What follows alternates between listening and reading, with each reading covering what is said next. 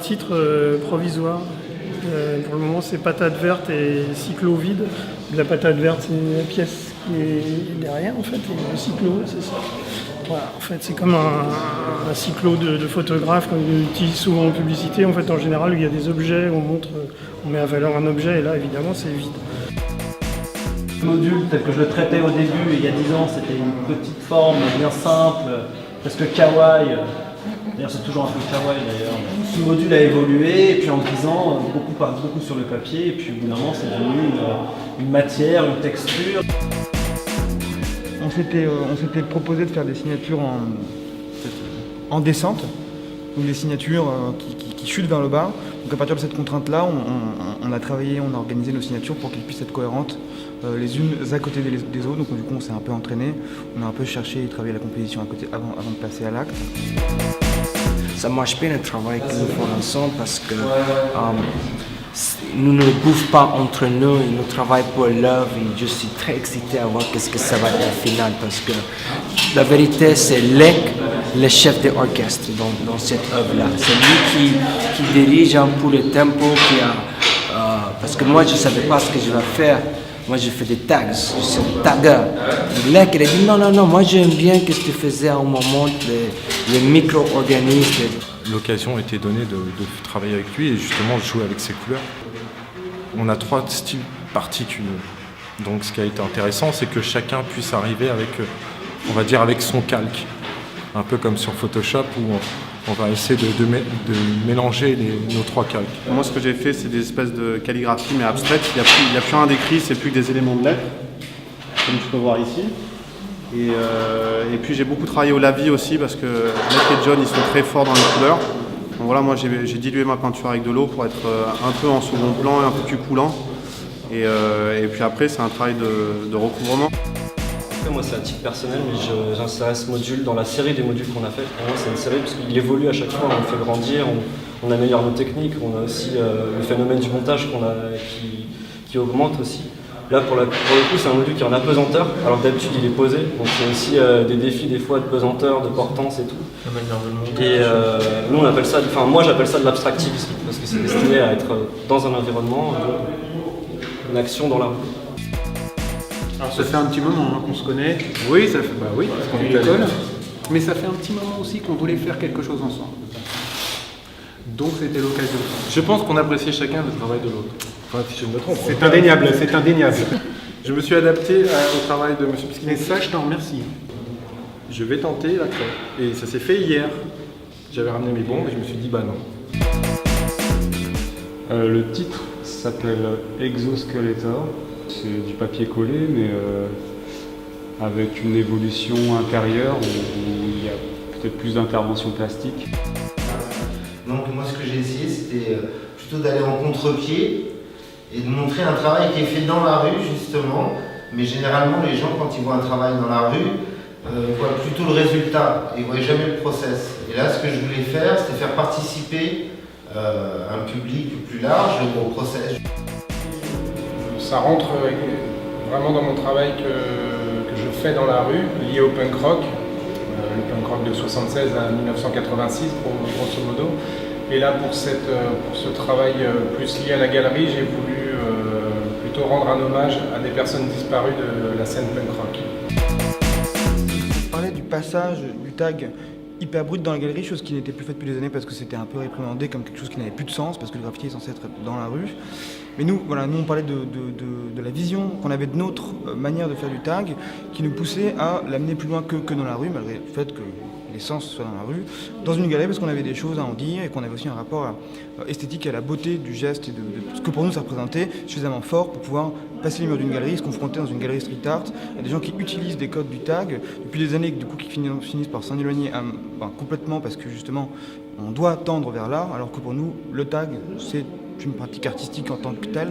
Et puis voilà, après disons aussi le nom, tu vois, donc ton blaze, par exemple pour moi Sayo, c'est un nom que tu pratiques pendant, en l'occurrence, 10 ou 11 ans.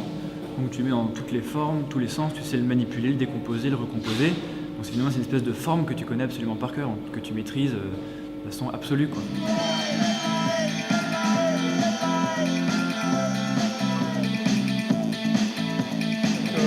utilise la méthode Faucheur, c'est-à-dire on peint sur du craft et on le roule ensuite comme du papier peint et on le colle avec des grands balais sur les panneaux d'affichage. Moi j'ai une espèce de banque de données avec mes images, ce que j'ai dans la tête, je les fabrique, je les dessine, je les stocke, je fais des découpages, etc.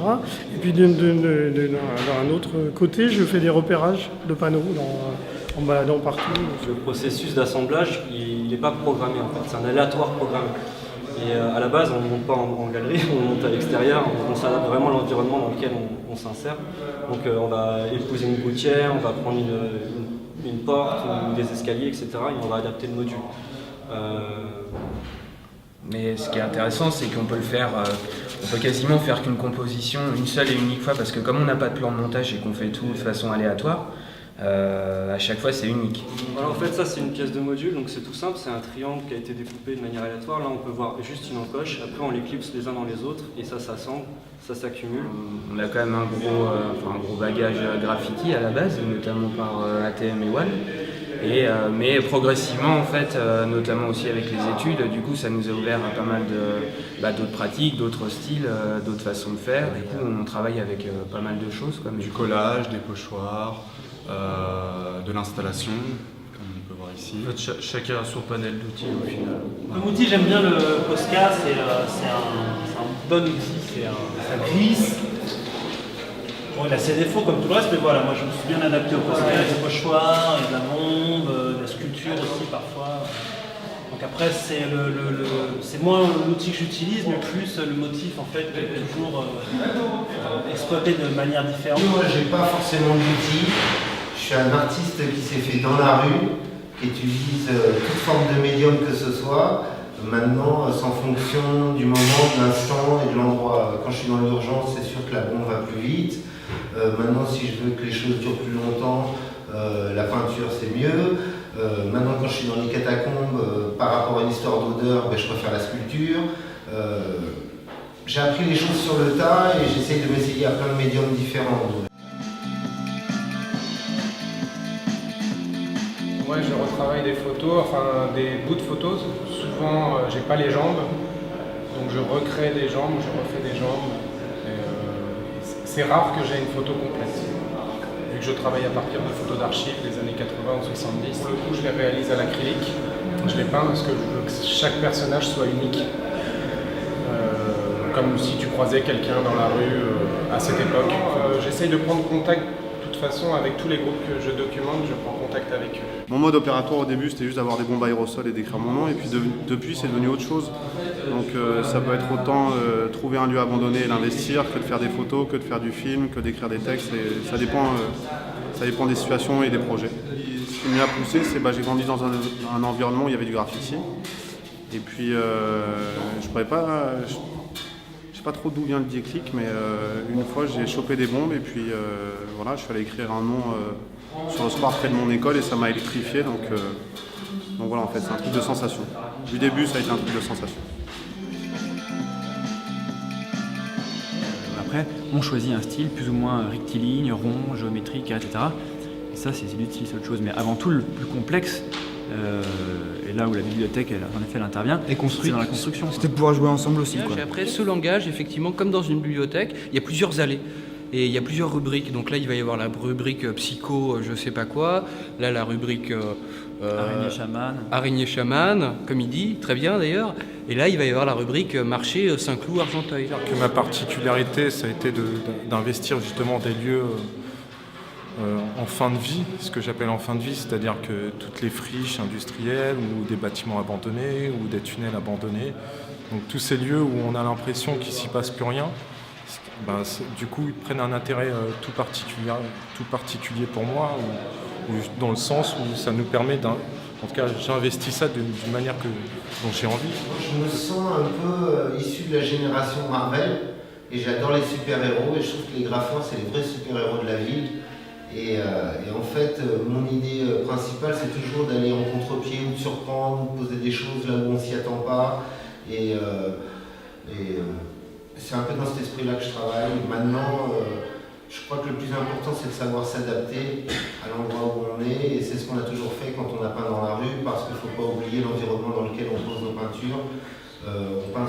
Moi, c'est pas simplement la peinture qui m'intéresse, c'est tout ce qu'il y a autour. C'est pour ça que j'ai choisi la rue. C'est proche de défi, c'est aussi pareil une volonté d'appliquer quelque chose de particulier dans des espaces inattendus ou inappropriés, et puis du coup créer un univers. D'ailleurs, la rue elle appartient aux médias en fait, et aux annonceurs et à la pub.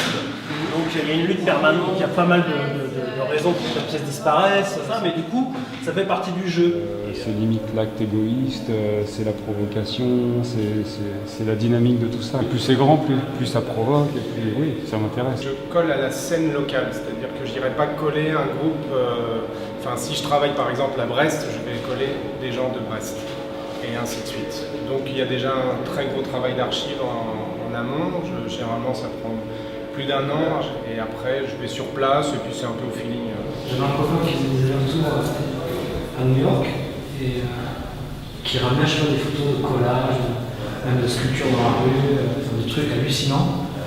Et ça me plaisait parce que c'était dans la rue, en même temps il n'y avait pas l'école un peu rigide du graffiti, c'était plus du dessin, c'était totalement libre, il y en a qui faisaient n'importe quoi, des chiens, des portraits de vieillards, je trouve ça super libre.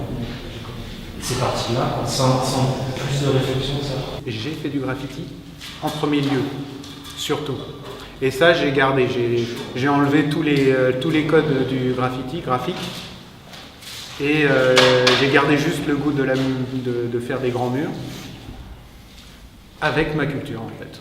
Avec tout ce qui m'a construit. C'est pour ça. Et depuis quand Depuis... J'ai commencé le graffiti en 98. J'étais passionné par le graffiti, je prenais beaucoup de photos.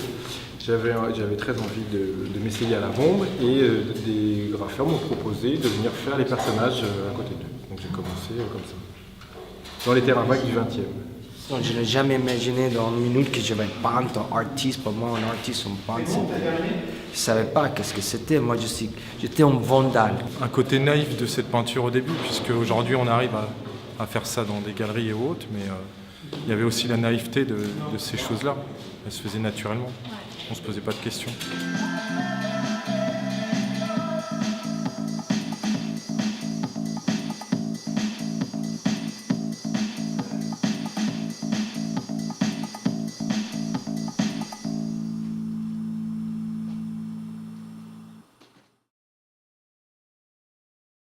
Pourquoi on travaille dans la rue? Pourquoi on travaille dans la rue? Parce que ça paye bien. Il y a un jeu de regard très précis. C'est-à-dire, quand on parle, on bouge. Abstrait. Donc quand on bouge, c'est en rapport avec ce que vous dites. Abstractivisme. C'est moi qui fais tous ces fonds. C'est l'énergie, c'est... Aléatoire. Je me déconcentre pas. Je te déconcentre pas, il faut que je travaille. Attends. Vas-y, ça y est, faut qu'il le redise là, non? C'est bon? C'est parti? Ça tourne là? Sexe. Gros bisous. Élégance et clochardisme. Fusion. Le public. Mortel. J'ai beaucoup cogité dessus. Honnête et franc, quoi. Ouais. Je vais répéter alors honnête et honnête, franc et franc aussi. SDK. Ouais, voilà. Et Parfait. les euros aussi. Voilà. Puis les copains, quoi. Les amis. Ouais, voilà.